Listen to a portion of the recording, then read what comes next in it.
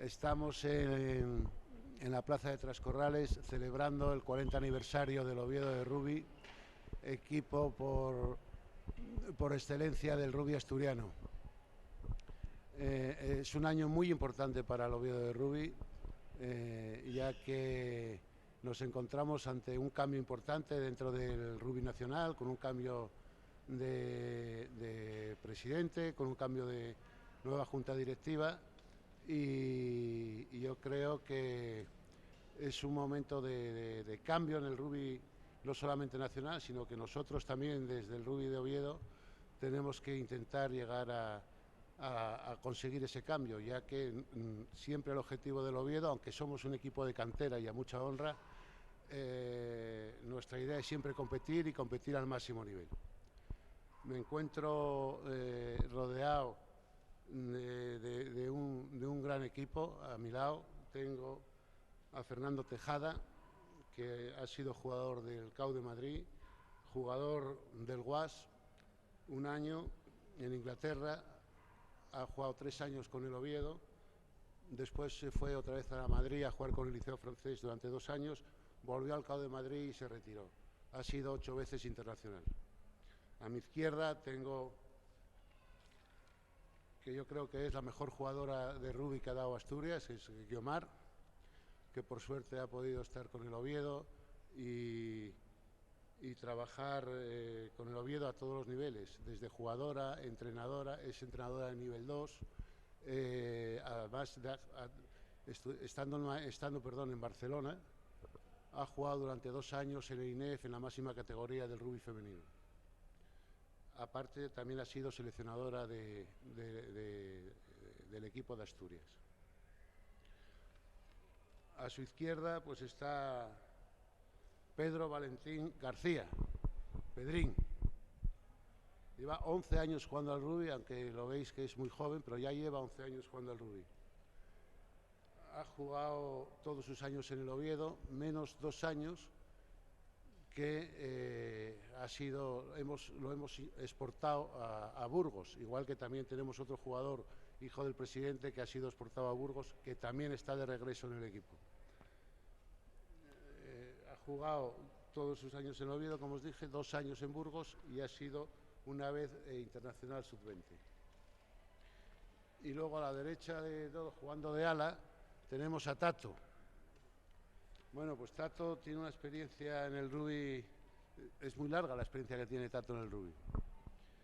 Empezó jugando en el Cooper en Oviedo, después del Cooper pasó a jugar en el Oviedo, después del Oviedo se fue al Independiente, después de Independiente ha tenido la suerte de estar 2 años en Francia jugando en Federal 1, en el Nafarroa, volvió al Independiente y hemos tenido la suerte de poder recuperarlo otra vez para el Oviedo y está haciendo de todo en este momento. Es entrenador del primer equipo, jugador, director técnico, pinta el campo, barre el vestuario, hace de todo. Entonces, tengo la suerte de contar con estas 4 personas que para la base de lo que queremos hablar hoy, que es cómo ha ido evolucionando el rugby durante todos estos años, durante todos estos 40 años, ¿no?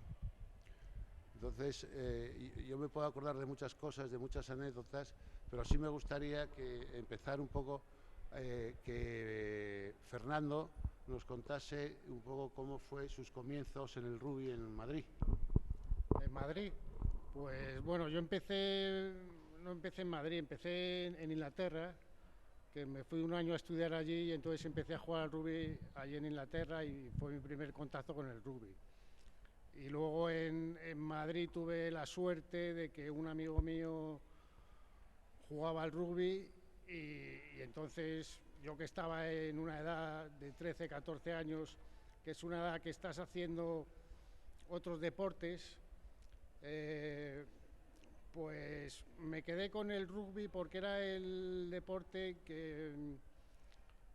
el más divertido, ¿sabes? Porque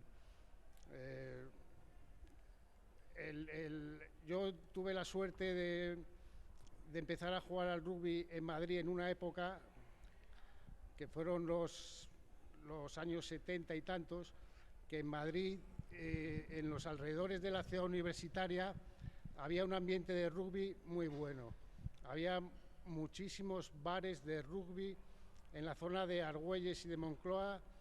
Había muchísimo ambiente de rugby. Todos los equipos buenos de Madrid, el Cisneros, el Canoe, Arquitectura, el CAU, todos los equipos que jugaban en División de Honor tenían sus bares en Moncloa, en Argüelles, que es donde yo vivía, ¿sabes? Entonces, sí, yo jugaba al baloncesto, jugaba al fútbol, pero el rollo que vi en el rugby en aquellos años no lo tenían otros deportes, ¿no? Y fue lo que me hizo continuar en el rugby.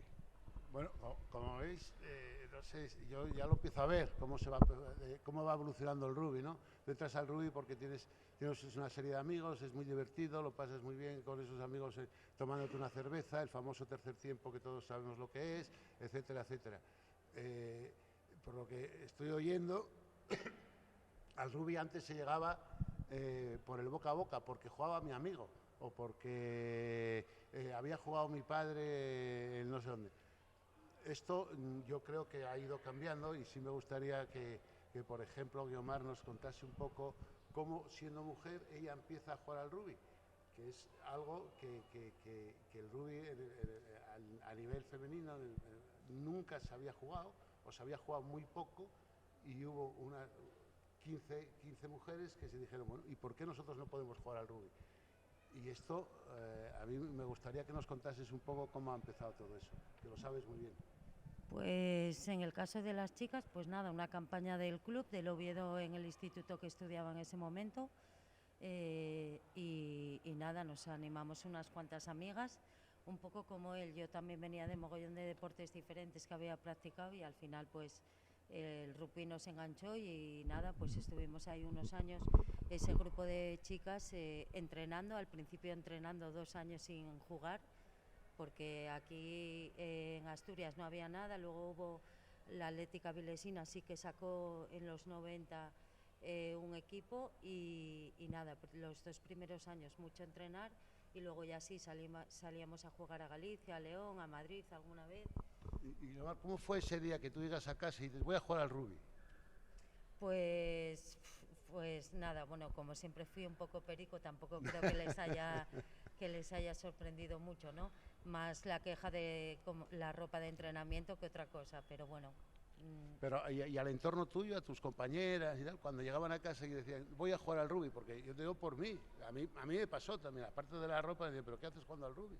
Sí, hombre, eso siempre te lo preguntan, encima como eres una chica, pues el rugby, pero como es un deporte muy desconocido, pues la gente tiene muchos prejuicios, luego cuando lo conocen, pues tampoco lo ven tan agresivo ni duro y tal. Bueno, a la izquierda de Guiomar tenemos a Pedrín, me vais a permitir que lo llame ya Pedrín, porque es otra generación totalmente distinta de los que estamos aquí, y estoy seguro que él nos puede contar cosas distintas de las que hemos vivido nosotros, de cómo él ha entrado en el rugby, cómo ha vivido el rugby y a nivel profesional. En la presentación de él ya os dije que ha sido uno de los jugadores que hemos exportado, que hubo mucho jugador del Oviedo, gracias a Dios, que hemos exportado. Eso quiere decir que en estos 40 años se ha entrenado bastante bien, hemos hecho cosas muy importantes dentro del rugby español. Entonces, Pedro, cuéntanos un poco tu experiencia de cómo has entrado en el rugby y desde que entraste, lo que tú oías del rugby y ahora mismo, tu paso por Burgos. Yo cambié de colegio y coincidió que allí se hacía rugby. Fue casualidad porque yo me apunté a judo, que ya lo practicaba, y no salió grupo de judo y la segunda opción era rugby y hice rugby. Y al siguiente año me apunté en el Oviedo y ahí hasta ahora. Vale. Y cuando recibes, tú estás jugando en el Oviedo, llegas a ser internacional sub-20 y recibes la llamada de un equipo de lo que se puede empezar a llamar semiprofesional, como era Burgos, como es Burgos, y recibes esa llamada. Cuéntanos un poco eso. Acababan de subir y lo que buscaban eran Fs, que tanto se buscan. ¿Qué es F? ¿Qué es F? Pues las F son los jugadores que son de formación, que son, o sea, que se crean en el club, en un club español. Joder, los jugadores de casa, los de España, ¿no? Básicamente. Y buscaban Fs, me llamaron y fui. Era una oportunidad bastante buena. Entonces Vale. fui, probé y funcionó. ¿Y cómo te encontraste a nivel de entrar, hacer 2 sesiones de entrenamiento, mañana, tarde, luego alimentación? Exigía mucho más, pero es un rugby diferente, lo vives de otra manera. Aquí es más un rugby de familia, estás diferente, son tus amigos los que están aquí, y al final allí es casi un gran hermano más Bueno, que esto. bueno. Yo, en relación a este tema de cómo es un equipo semiprofesional, que se puede decir en ese momento, o profesional, Tato, que ha tenido la oportunidad de jugar casi a nivel profesional, o ser profesional, que ha jugado en Francia 2 años en Federal 1, y ha pasado por el Independiente también, y ahora es entrenador. Entonces conoce muy bien, entrenador y jugador. Entonces conoce muy bien cómo son el tipo de club, ¿no? El tipo de club y los objetivos que se marca cada club. No veo la pregunta, Gelo. ¿No? Yo lo que te A quiero ver, que nos expliques desde tu punto de vista, cuando tú estás jugando en Francia o incluso en el Independiente, a como estás en el Oviedo, o cuando empezaste a jugar en el Cooper, toda esa transición, bueno, yo creo que ahí merece voy, la pena que nos lo cuentes un poco. A ver, bueno, yo en el Cooper, por ejemplo, empiezo por mis hermanos, que los 2 jugaban en Universitario de Oviedo, la escuela era el Cooper y para allá. Luego el Oviedo pues me vio que tenía nivel y me fichó con 17 años y medio, algo así, ya me pillaron para allá. Y luego, bueno, como bien comentaste, la retaila de equipos, Francia y todo eso. El tema que hay que saber del rugby y que no somos muy conscientes aquí, y es el problema que lleva mucho a la hora de desarrollar proyectos y convencer a la gente pues de cómo formar, de cómo llevar los objetivos, de cómo hacerlo, es que no hay tradición ni cultura. Entonces nos damos contra las paredes o cometemos errores a la hora de potenciarlo porque cogemos vías rápidas o lo que queramos hacer según el proyecto que tengamos. Entonces, ¿qué puedo decir del rugby que he vivido? Pues que he visto diferentes niveles. Yo, por ejemplo, el club francés sería un club como este. A mí los miércoles me cocinaban los presidentes del club una cena a mí y a los 60 del primer equipo y segundo al acabar el entreno, porque era un equipo de casa. Eso sí, el nivel de rugby, de organización, de estructura y evidentemente potenciación de las administraciones locales y bueno, y del gobierno de Francia, cómo no, pues hombre, se notaba en cada paso que dabas, ¿no? Allí me regalaron mis primeras botas por entrenar. Me dijeron, rompiste las botas, y yo, dame cinta, ¿no? Toma unas nuevas. Entonces, claro, pero era un equipo amateur, no era un equipo profesional de allí. Pero tú entrenabas. Todo se puede hacer, quiero decir. Tú entrenabas y jugabas como si fueseis profesionales.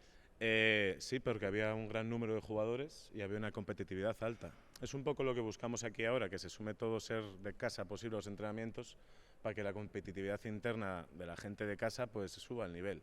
Luego ya cuando sumes con gente de fuera, pues seguramente potencie un poco o se lleve una sorpresa viendo el grupo local. El tema es que aquí el problema que tenemos en España es que hay pocos números, hay poca cultura y por ejemplo el club amateur francés en el que estuve, a pesar de estar bien en buena clasificación y cada año tal, voy a poner el ejemplo, ellos cuando subieron a Federal 1 en Francia te dan una subvención, ellos, ¿sabéis en qué lo gastaron?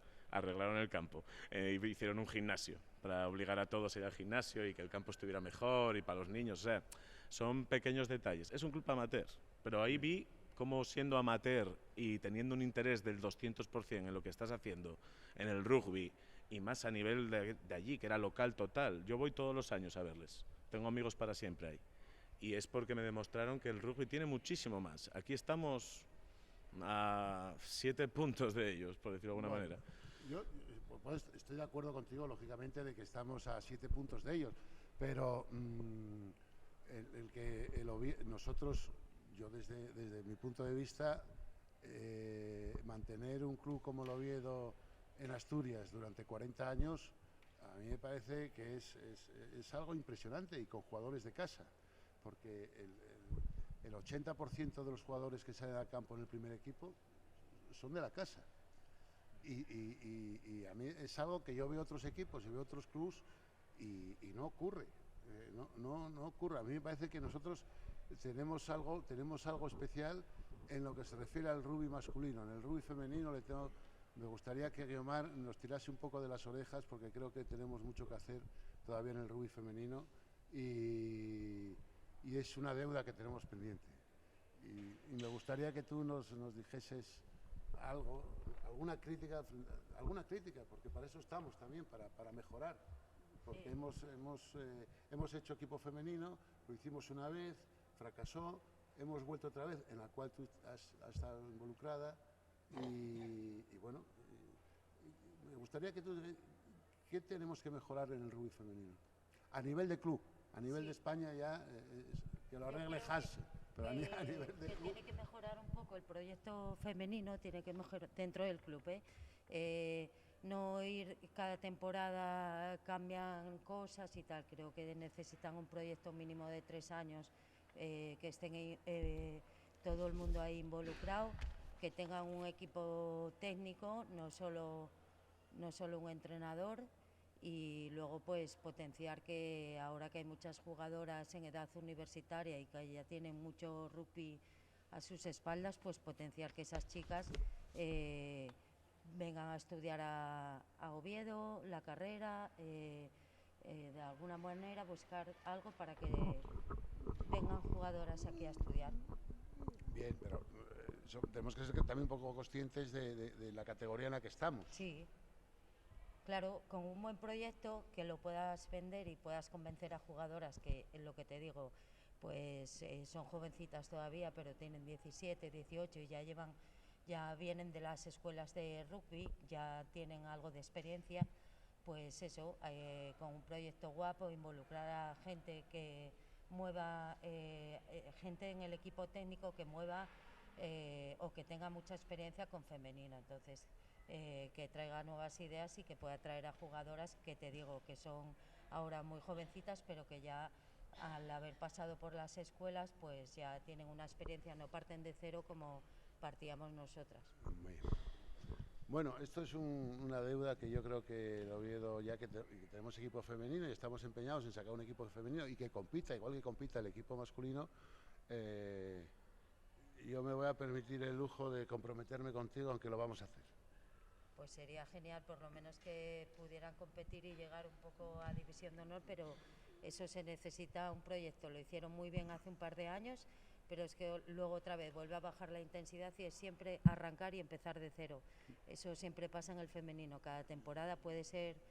Que no se le ha dado la continuidad suficiente. Exacto. Para poder llegar a tener un plantel de jugadoras que estén ahí, sentido de pertenencia. Que y no es una temporada a tope, sino 2 o 3 ahí, y aprovechando a jugadoras que hay hoy en día que han estado jugando fuera. Está el caso de Belén, que conoce otras ligas. Sara ha estado jugando en División de Honor, que luego antes dijiste mejor jugadora, para mí Sara. Sara, perdona.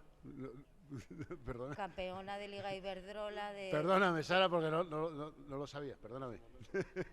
Campeona de la Liga Iberdrola Perdona, Guiomar, salió Irma, mejor jugadora. Ya, salió Irma, es verdad. Irma, que es su novia. Sí, vale. Y eso, ha estado jugando varios años en el CRAT y tal, pues a estas jugadoras con experiencia y que encima son de la casa, pues tendrían eso, tener más responsabilidad. Yo cojo ese testigo y voy a pinchar ahí a la Junta Directiva para que podamos daros unos medios, los suficientes medios para poder competir y poder conseguir unas cotas un poco más altas. Sí, eso se necesita. Y lo vamos a hacerlo, ¿vale? Yo quería ahora pasar a otro tema, si os parece, que es el tema del cambio de reglamentación, cambio de las normas, de cuando nosotros jugábamos a como es hoy en día, ¿no? Simplemente ya desde de los agarres y de cómo entrábamos en la melee a cómo entran ahora, el agarrarte para ya en estático, ya no te digo en la TUS, etcétera, y todo ese barullo que hay de vez en cuando, y que todas esas normas han cambiado, y ¿cómo lo veis vosotros? Desde vuestro punto de vista, desde los distintas edades y etapas que hemos tenido del rugby, ¿cómo es mejor, es peor, ayuda al juego, es más vistoso, se necesita, no se necesita? ¿Cómo lo veis vosotros? Bueno, yo creo que han ido adaptando las normas a las necesidades que ha habido en cada momento. O sea, que cuando se ha necesitado más movimiento, que es lo que se pide, ¿no? Que haya más movimiento, que haya más fluidez en el juego, pues todas las normas creo que van en ese sentido y vamos, creo que hacen lo que pueden y están bien hechas. Pero vamos, si hay algo que ha cambiado espectacularmente es la agresividad en el rugby. O sea, si aparte de rollos técnicos en los que no entro porque me dan igual, pero vamos, cuando tú ves un partido desde fuera, lo que ha cambiado en las normas realmente es que antes había muchísimo juego sucio, había muchísima violencia en el rugby y todo eso se ha cortado. Y, o sea, el ver ahora las tanganas que simplemente se agarran de la pechera, que es como si discutieran. Tú ves las tanganas de antes, las entradas de antes, ves vídeos de antes y vamos, yo creo que el cambio de la norma más espectacular que ha cambiado ha sido esa, vamos, el cambio ha sido espectacular. Y por otra parte necesario, claro, porque ahora las tanganas serían criminales. Tato, tú como entrenador-jugador,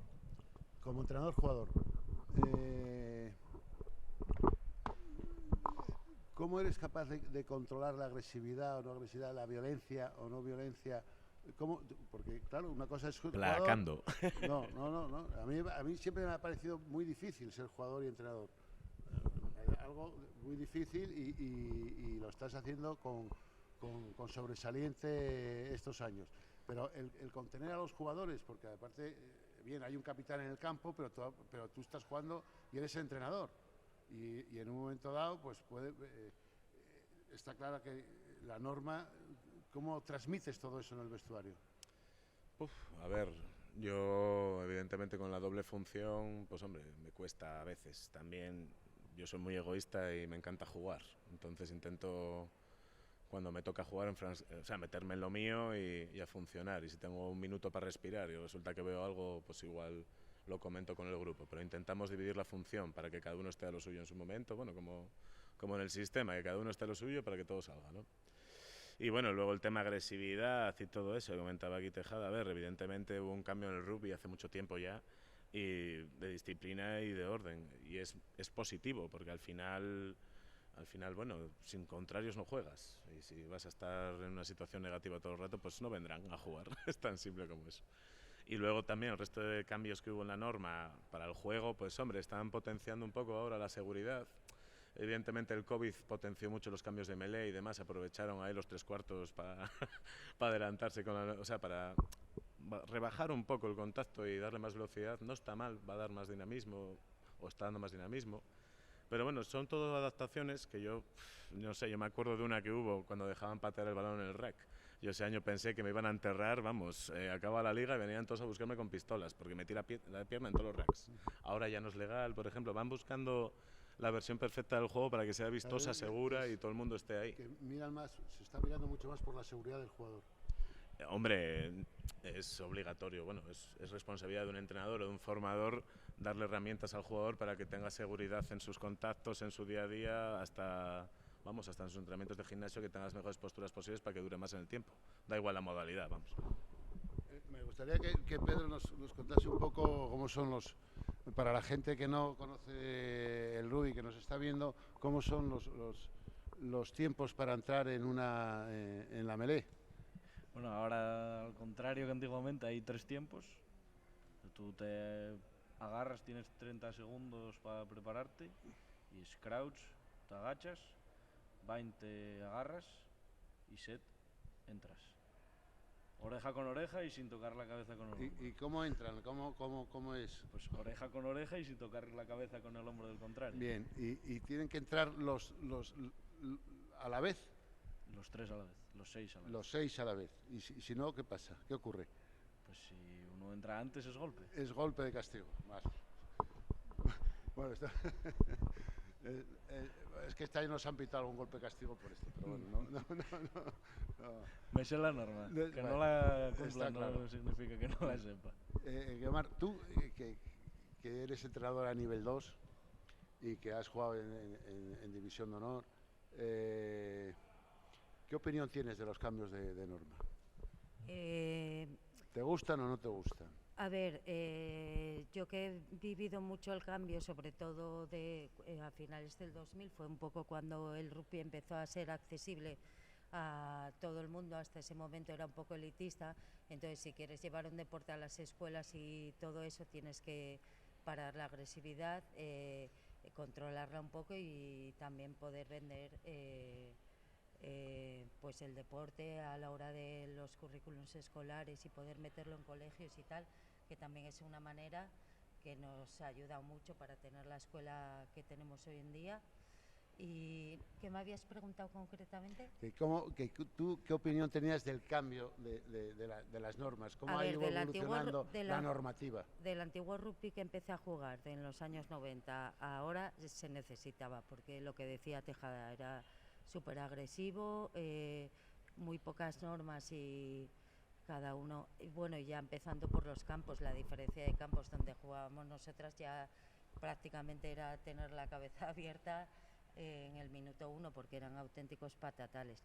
Entonces creo que se necesitaba. Lo que pasa que sí que es verdad que en los últimos 5 o 6 años pues hay veces que ya se están pasando, y lo que decía Tato sobre lo del COVID, ahí con la melea aprovecharon para cortarla un poco, y antes me gustaba más las normas en la melea. Bueno, y sobre todo, y tácticamente, yo estoy viendo el Mundial, pues nos damos cuenta que las selecciones y el rugby por donde discurre están totalmente encorsetados. Son células, casi todos hacen lo mismo, y resulta que sale un equipo, sale Fiji y empieza a hacer un rugby de una manera totalmente distinta, y a todo el mundo le gusta ese rugby. Entonces, para mí esto es un poco de contradicción, ¿no? ¿Cómo lo veis vosotros? Bueno, yo lo que veo es que ahora las defensas han mejorado mucho, es mucho más difícil mostrar el talento. Y lo que sí que veo es en los equipos buenos que sigue habiendo muchos jugadores con mucho talento que hacen jugadas muy buenas. Y entonces eso se sigue viendo, ¿no? A pesar de que las defensas constriñen mucho el juego porque no te dejan jugar, lo que sí que veo que es algo que se debe mantener y que va a ser siempre fundamental, es que haya talento, ¿sabes? Que haya jugadores con talento que hacen esa cosa diferente, y eso es una cosa que hay que cuidar, ¿no? Que hay que cuidar y apostar por jugadores que realmente tienen talento, y es fundamental. Jugadores, sí, jugadores con talento, pero desde el punto de vista nuestro, desde el punto de vista, ahora voy a hacer, entiendo que desde el punto de vista de selección, está claro que tienes que tener los mejores jugadores que tengas seleccionables, etcétera, etcétera. Pero a nivel de club, y en un club como el Oviedo, que somos, y lo llevamos como bandera de que somos un club de cantera, el buscar el talento no es tan fácil, el sacar todos los años 4, 5, 6, 7 jugadores que puedan jugar en el primer equipo. Tato, esto es una pregunta que va dirigida a ti y que... evidentemente, ya visteis mi primer comentario, fue bastante crítico en general. No, pero o sea, si no es crítico, si esto, pero si quiero es decir, un valor que tenemos. el rugby, evidentemente, lo que quiere el club es sacar jugadores de nivel para la división. En este caso estamos en segunda, que lleguen con la mejor preparación posible. Si estuviéramos en primera sería el mismo objetivo, o sea, que despeguen o que lleguen y se adapten, que no se vayan. Porque al final hay gente, no sé, por aquí tenemos alguno, no, ya marchó, algún chaval que empezó con 5 años o 6 con nosotros y tiene que estar ahí. O sea, son pequeños objetivos. A mí me da más alegría, era algo que comentaba en la entrevista otro día, que al final tú llegas al campo y ves caras conocidas y gente que has formado toda la vida. Y eso es lo bueno de este club en parte, porque vemos a gente que ha empezado. Totalmente de acuerdo. Los puedes ver fotos ahora aquí de enanos y después, pues si quieres verles mañana a las 4 jugando contra Ordizia y Quesos, pues los tienes ahí. Y eso es lo bonito de este club. Estoy totalmente de acuerdo contigo, y aquí tenemos a Pedro, y hoy por hoy pues el capitán del equipo es el hijo del presidente, que también ha hecho, lo hemos exportado a Burgos precisamente, y ya está en casa otra vez. Entonces, Pedro, ¿tú te acuerdas del rugby anterior? ¿Al de ahora? No. Partidos que hayas visto, de cómo se entraba en una melea antes o cómo se entra ahora, tú... Pues yo sí te puedo decir cómo entrábamos antes. Pitaba el árbitro y entrábamos. O sea, pitaba el árbitro, y hay aquí algún veterano con los que he tenido el placer de compartir campo y de jugar con ellos muchos años, y pitaba el árbitro y entrábamos. No había más. Vosotros hacéis los tres, y encima sois capaces de levantar a un segunda línea o a un tercera para coger la touch, ¿no? No es obligatorio levantar en la touch, pero todo el mundo lo hace y tienes mucha más ventaja, porque siempre sabes a dónde va a ir. Bueno, si el lanzador la tira bien. Bien.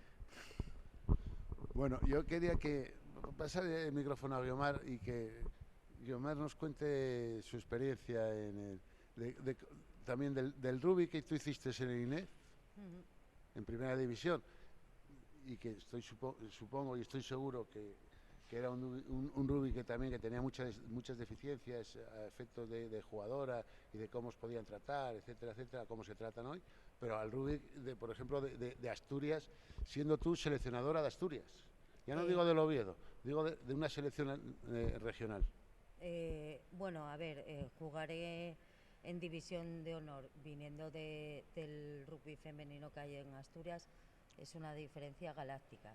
De todas maneras, por ejemplo, ese equipo en concreto que pues ha sido 7 u 8 veces campeona de la Liga Femenina Nacional, tenía una estructura y un montaje que, vamos, que mis mejores sueños.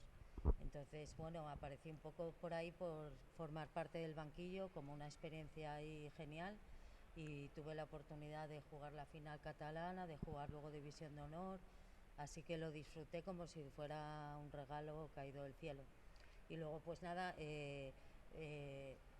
la vuelta a casa, venimos donde venimos, ahí me valió para volver otra vez a sacar equipo, porque no quería que las chicas que venían detrás en la escuela llegaban a senior y ya se tenían que ir al Gijón o tal. Entonces por lo menos eso me animó para volver a sacar equipo femenino y, bueno, sentar un poco las bases, pero claro, teniendo las cosas que tienes aquí. El equipo del INEF, en el primer año que fui, pues había, creo que eran 8 jugadoras de la selección española que eran parte de mi equipo. Entonces es que es otro mundo. Y Guiomar, en el rugby femenino ya empieza a haber fichajes, sí. Ya se empiezan a mover jugadoras de un club a otro, sí. Sí. Y esto empieza a funcionar ya como en el masculino, o incluso yo creo que igual hasta mejor. Bueno, depende de a nivel de arriba, de División de Honor. Sí, depende de los clubs, porque hay algunos que, como el INEF, que tienen muchísima estructura y llevan muchísimos años, y luego pues hay otros que, por ejemplo, el CRAT de La Coruña, pues tira mucho de chicas que van a estudiar, pues le ponen un poco el piso y tal, pero ni siquiera semiprofesional, ¿no? En cuanto a sueldos o ganar. En el femenino a nivel nacional, pues hay muy pocas chicas que realmente puedan vivir de eso, del deporte este. Del rugby es muy difícil, muy difícil. El femenino ahora mismo es imposible. Es imposible, ¿no? Es imposible plantearse vivir del rugby femenino. Bueno, del masculino tampoco. Algún caso hay, ¿eh? Bueno, sí, algún caso hay. Patricia y sí, pero sí, es muy difícil y con muchísimo es complicado porque trabajo. Es un deporte donde tenemos poca visibilidad y bueno, pues y yo creo que ha sido un poco un estigma social que había contra el rugby, y que la mujer no podía jugar al rugby, y yo creo que la mujer puede jugar al rugby igual que los hombres Por supuesto. igual que en cualquier otro deporte, ¿no? No, pero eso sí que ha cambiado hoy en día. Ahora dices juega al rugby y nadie abre los ojos y dice, ahora a la gente ya no le parece tan... No, yo veo partidos de chicas de división de honor y me divierto viéndolas jugar. Sí, sí, sí. O sea que no. Bueno, pues no sé cómo vamos de tiempo, si podemos continuar. Bueno, vale, muy bien, me dicen que tenemos todavía 10 minutos y entonces yo sí quería ahora que Tato nos hablase un poco de los objetivos como club, no como club, perdón, no como club. Tu equipo, al equipo que entrenas en División de Honor B, este año, ¿cómo lo ves? ¿Qué expectativas tú te vas a marcar? Y luego lo que salga, ¿no? Bueno, a ver, pues este año el grupo lo conforma mucha gente de casa, tenemos poca gente de fuera comparado con otros años. No vamos a traer gente de fuera, así que vamos a apostar un poco por el bloque del año pasado, menos nuestros compañeros Fou y Patrick. Y entonces nada, a ver cómo afrontamos. Tenemos un test de 3 partidos ahora, Gijón, Gastedi y Hernani, casi en una línea ascendente de dificultad. El mayor problema que hay pues es uno que se lleva repitiendo los últimos años, que la gente no llega a tiempo a las pretemporadas y demás, y entonces los inicios no son como a mí me gustaría. Así que el objetivo, desgraciadamente para mí, pues es mantenerme. Y luego ya habrá que analizar en algún punto de la temporada si podemos pedir más o tal, pero si queremos optar a un top 3 y estar ahí, ser conscientes y consecuentes con el objetivo, hay que empezar de otra manera los años, porque si no empiezas bien la temporada no vas a estar en el top 3. Es tan simple como eso. Eso está claro, Tato. Y yo creo que el mantener el grupo del año pasado, que tuve la oportunidad de verlo casi todos los domingos, comentando los partidos con Manolo, y lo poco que se puede traer este año, yo creo que yo confío en poder entrar en el top 3. El top 3 va a venir, ya te digo, el papel que hagamos. Si perdemos puntos en las primeras jornadas y en las siguientes, va a haber equipos que no, viendo los calendarios que tienen. O sea, después ves calendarios, ves los cruces, ves en qué momento te toca contra qué equipo, etcétera. Y aquí ya sabéis que estos equipos se van reforzando a lo largo que se va desarrollando la liga. Entonces, bueno, todo lo que se pueda ganar al principio son puntos que vamos a agradecer mucho al final de ella. Ya toque top 3 o mantenerse. O sea, eso tal. Pero bueno, como ya dije, el primer objetivo es mantenerse. El año pasado era tan simple como esto. Bueno, pues vas ganando, vas jugando y entonces el top 3 va a llegar. Si no trabajamos, si no ganamos, si no competimos bien, pues no va a haber top 3. Eso es el resumen de todo, ¿no? Pero bueno, ya te digo que el objetivo principal es hacer un buen papel en la liga, mantenernos y abrazar toda sorpresa que se venga a base de resultados. Bien. Pedro, ¿cómo vives tú como jugador de casa la integración de jugadores de fuera?